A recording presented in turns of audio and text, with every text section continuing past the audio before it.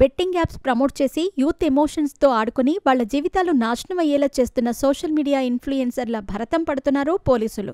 అందులో భాగంగానే యూట్యూబర్లు విష్ణుప్రియ, టేస్టీ తేజను మంగళవారం విచారణకు పిలిచారు. షూటింగ్లో ఉన్న మీడియా ఉందన్న సాకుతో వాళ్లు విచారణకు డుమ్మా కొట్టారు.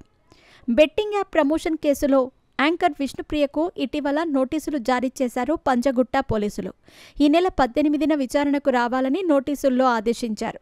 అయితే ఆ రోజు షూటింగ్ కారణంగా విచారణకు హాజరు కాలేదు విష్ణుప్రియ. పోలీసుల అనుమతితో ఈరోజు విచారణకు హాజరయ్యారు. బెట్టింగ్ యాప్స్ కేసుపై దర్యాప్తు ముమ్మరం చేశారు పోలీసులు.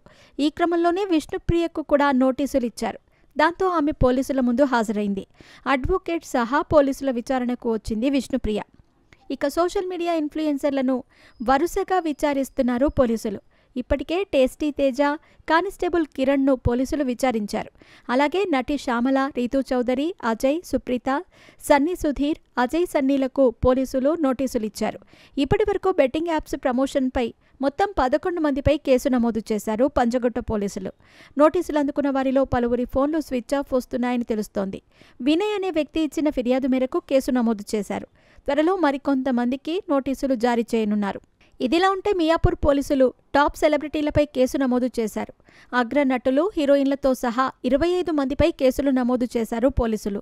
రానా దగ్గుబాటి, ప్రకాష్ రాజ్, మంచు లక్ష్మి, హీరోయిన్లు ప్రణీత, నిధి అగర్వాల్, అనన్య నాగళ్ల, యాంకర్లు శ్రీముఖి, వర్షిణి, సిరి హనుమంత్పై మియాపూర్ పిఎస్లో కేసు నమోదయ్యింది.